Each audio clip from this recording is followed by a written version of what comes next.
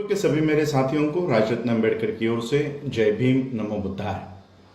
आज 21 मई 2020 आज सुबह 10:15 पर the Buddhist society of India भारतीय बौद्ध महासभा के मुंबई प्रदेश के कार्याध्यक्ष चंद्रगुप्त कदम जी, इनका कोरोना के विषाणु के वजह से आज उनका निधन हुआ।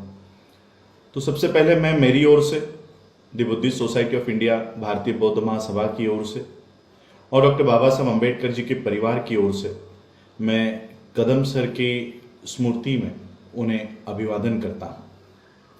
और ये वीडियो मैं इसलिए बनाना चाह रहा था कि चंद्रगुप्त कदम जी के निधन से मुंबई की जो भारत की आर्थिक राजधानी कही जाती है, उस मुंबई में किस तरह से लोगों के साथ व्यवहार हो रहा है।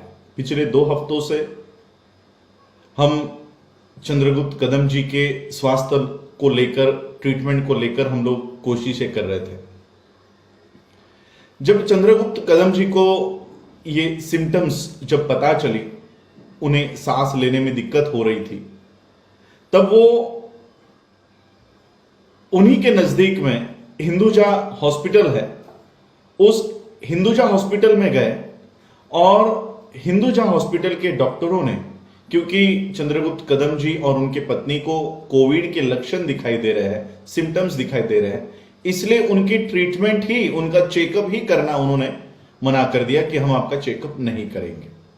आप कोविड की टेस्ट कराकर लेकर आओ, रिपोर्ट अगर पॉजिटिव है, नेगेटिव है, तो ही देखकर हम आपकी ट्रीटमेंट करेंगे। तो बिना किसी ट्रीटमेंट के ये दोनों पति पत्नी फिर अपने घर गए। परेल में रहते हैं, मुंबई में, दादर में रहते हैं। इतने प्राइम लोकेशन में, मुंबई में, दादर में रह रहे ये हमारे लोग, ये घर गए और उसी तरह से वो अपना जीवन जी रहे थे, उसी बीमारी में, उसी सिम्टम्स को लिए हुए। और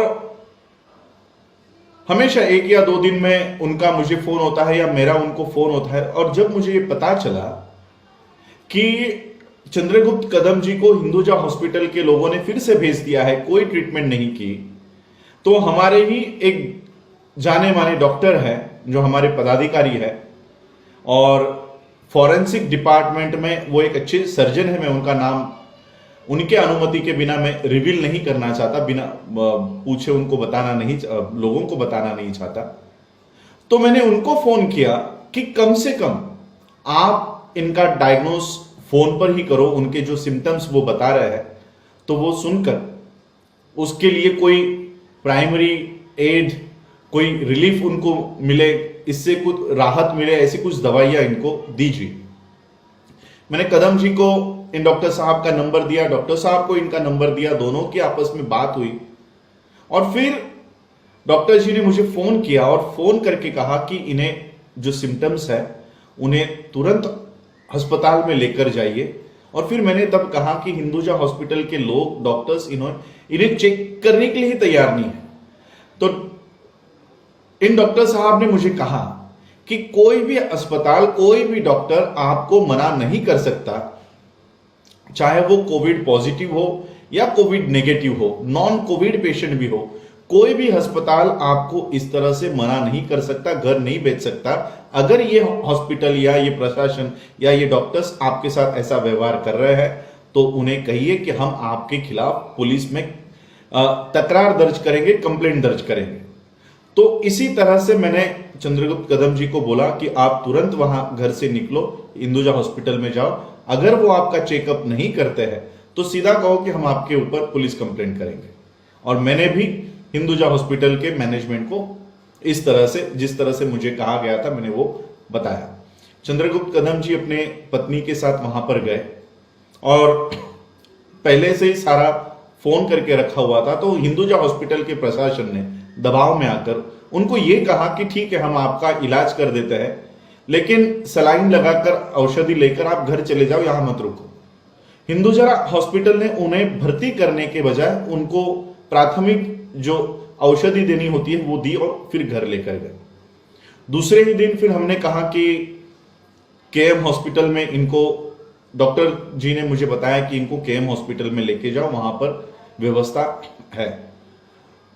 तो दोनों को, यानी पति और पत्नी को, एक ही अस्पताल में जगह नहीं थी तो अलग अलग अस्पतालों में दोनों को भर्ती कराया गया। कदम जी से जब मैंने बात की, जब वो हॉस्पिटल में गए, तो उन्होंने केएम हॉस्पिटल में किस तरह की व्यवस्था है वो मुझे बताई। ये मैं आप लोगों को बताना चाहता हूं, क्योंकि टीवी पर, न्यूज पर फूल बरसाने की, कोविड योद्धाओं की तारीफ आप लोगों को दिखाई दे रही है। असलियत में क्या चल रहा है, भारत के, देश के आर्थिक राजधानी में किस तरह की अवस्था है, वो मैं आपको बताना चाहता हूं। कदम जी ने मुझे कहा कि जिस वार्ड में उन्हें रखा गया है वहां पर सभी लोग कोविड पॉजिटिव है, सभी कोविड पॉजिटिव है। एक बेड पर 4-4, 5-5 लोगों को बिठाया गया है। एक जो सलाइन लगाने वाली जो डंडी होती है, जो रॉड होता है, उस पर कम से कम 25 से 30 सलाइन लटक रही है और आजू बाजू में बैठकर सभी लोग वहां पर अपना इलाज करा रहे हैं। और खुद चंद्रगुप्त कदम जी को व्हीलचेयर पर बैठकर, ना तो उनको बेड मुहैया कराई गई थी, व्हीलचेयर पर बैठकर उनकी ट्रीटमेंट चल रही है। हफ्ते 2 हफ्ते तक यही चलता रहा। धीरे धीरे उनका ऑक्सीजन लेवल, कोविड का जो प्रादुर्भाव उनके शरीर में होना था वो बढ़ते ही चला गया और फिर उनको वेंटिलेटर पर डालने की नौबत आ गई।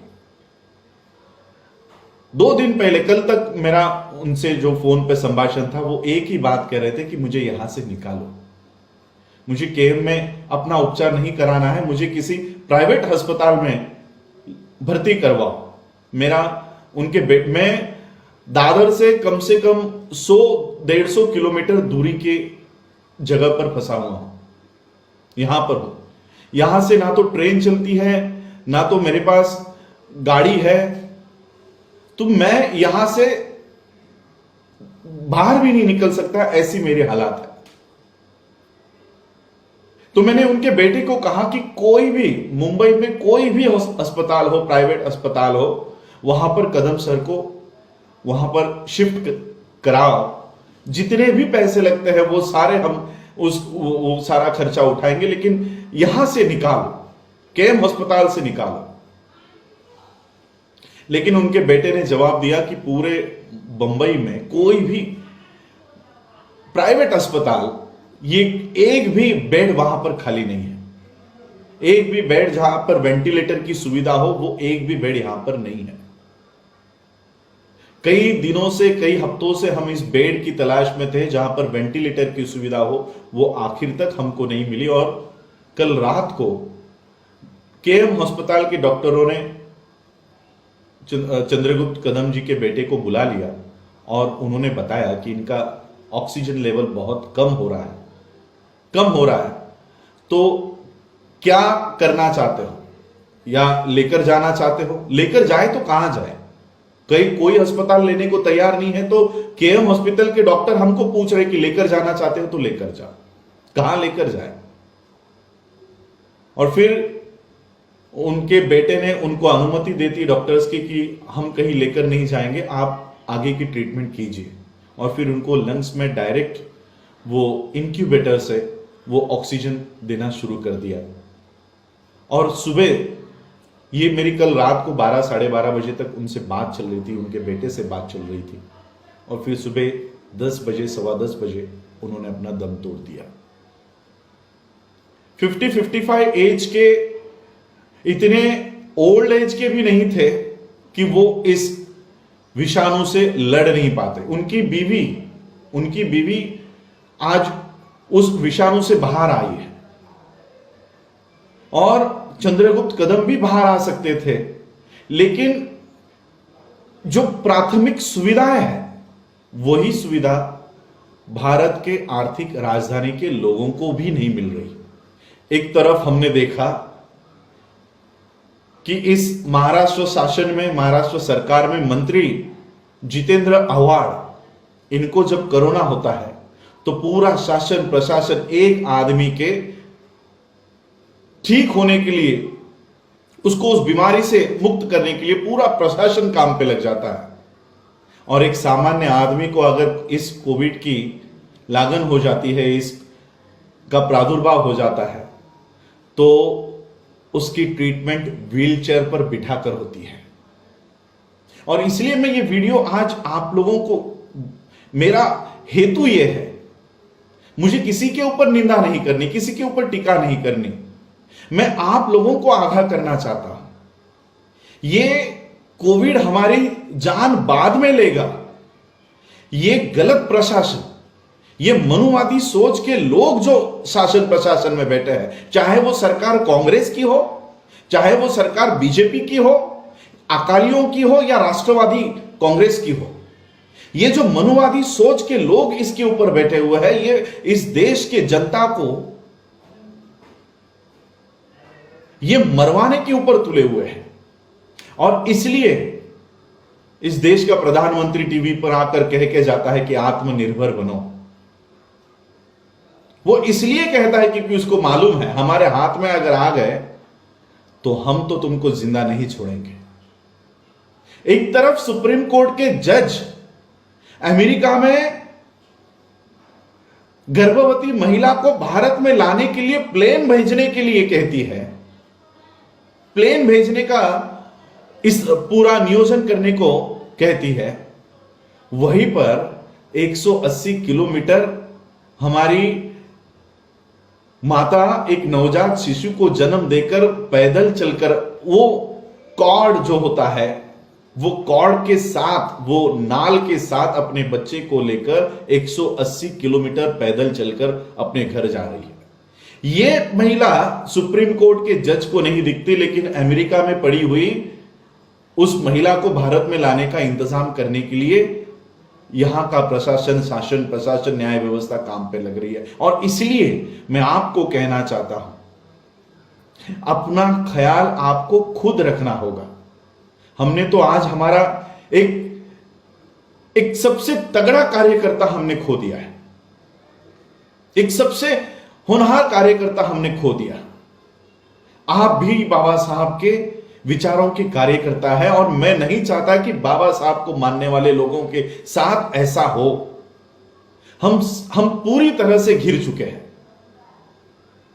हम पूरी तरह से घिर चुके हैं। सेक्शन 144 लागू है, अगर हम इसका उल्लंघन करते हैं तो हमको मारा जाता है, पीटा जाता है। लेकिन वहीं पर जब यह निर्णय लिया गया है, जब यह शासन निर्णय है कि कोई भी अस्पताल किसी भी तरह की भेदभाव, किसी भी तरह का भेदभाव, चाहे वो कोविड पॉजिटिव हो या नेगेटिव हो, कोविड हो या नॉन कोविड पेशेंट के साथ किसी भी तरह का भेदभाव नहीं किया जाएगा, और सभी लोगों को अपना इलाज करवाने के लिए उन अस्पतालों को ये बंधन उनको दिया हुआ है, उनको कंपलसरी है। एक तरफ हॉस्पिटल्स इस तरह से डिस्क्रिमिनेशन कर रहे हैं, इस तरह से भेदभाव कर रहे हैं, वो रूल्स का पालन नहीं कर रहे तो उनको कोई सजा नहीं होती। लेकिन हम अगर कोई रूल का पालन नहीं करते तो हमारे ऊपर हमारी गाड़ियां जब्त कर लेते हैं, हमारे ऊपर केसेस डाल रहे हैं, लोगों को पीटने का काम हो रहा है। इसलिए मैं आप लोगों को ये वीडियो बनाकर इसलिए आगाह करना चाहता हूं कि ये शासन प्रशासन न्याय व्यवस्था के ऊपर भरोसा मत रखो। अपनी खुद की जिम्मेदारी खुद को ही उठानी होगी। इनके भरोसे पर बैठकर हम जिंदा नहीं रह सकते। आधे लोग मुंबई में ऐसे हैं जो कोविड होने के बावजूद वो नहीं बताना चाहते कि हमें कोविड का लागन हुई है। क्यों नहीं बताना चाहते? इसलिए नहीं बताना चाहते क्योंकि जो इलाज का दृश्य हमने देखा हुआ है, ऐसा लगता है कि हम कोविड से मर जाए तो बेहतर है, इस इलाज से हमको नहीं मरना है। डेड बॉडी के बगल में सुलाकर हमारा इलाज हो रहा है। मृत शरीर के बगल में इंसानियत की इतनी शर्मनाक, इस तरह से किसी इंसान के साथ किसी भी देश में नहीं होता होगा जो यहां पर चल रहा है, भारत के आर्थिक राजधानी में मुंबई में चल रहा है। और इसलिए मैं आप सभी से विनती करना चाहूंगा, इस कोविड से, इस कोरोना वायरस से हम सबको लड़ना है। और ये लड़ाई लड़ते समय ये दूसरे वायरस जो सत्ता में बैठे हुए हैं, इनके भरोसे पर बैठकर ये लड़ाई नहीं जीती जा सकती। इनके भरोसे पर बैठकर ये लड़ाई नहीं जीती जा सकती। अपना ख्याल हमको खुद रखना होगा। जो भीड़ की जगह है वहां पर जाने से बचे, वहां पर मत जाइए, भीड़ मत कीजिए। और जो कोरोना से बचने के लिए जो इंस्ट्रक्शंस पूरे वर्ल्ड लेवल पर दिए जा रहे हैं, उसका इस्तेमाल कीजिए, उसका पालन कीजिए। अपना ख्याल खुद रखिए। बाबा साहब को मानने वाले, बाबा साहब के पथ पर चलने वाले सभी इस मूवमेंट के कार्यकर्ता हैं, और मैं नहीं चाहता कि मेरे ये कार्यकर्ता इस लड़ाई में हारे। दुहेरी लड़ाई हमको लड़नी है, दुहेरी। एक कोरोना वायरस से, और दूसरा इन मनोवादी जो सत्ता में बैठे हुए कांग्रेस, राष्ट्रवादी, बीजेपी, शिवसेना के ये जो मनुवादी पार्टियों के वायरस है, इनसे। और इसलिए इन दोनों लड़ाइयों में हमको जीतना है।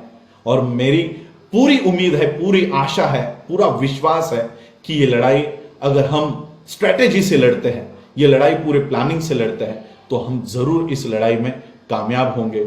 इसलिए आप अपना ख्याल रखिए। जो निर्बंध पूरे वर्ल्ड ने बताया है उसको फॉलो कीजिए, जो इंस्ट्रक्शंस बताया है उसको फॉलो कीजिए, अपने आप को सुरक्षित रखिए। और फिर से मैं चंद्रगुप्त कदम जी के स्मृतियों को, उनके यादों को विनम्र अभिवादन करता हूं और यही रुकता हूं। जय भीम, जय भारत, जय भूत।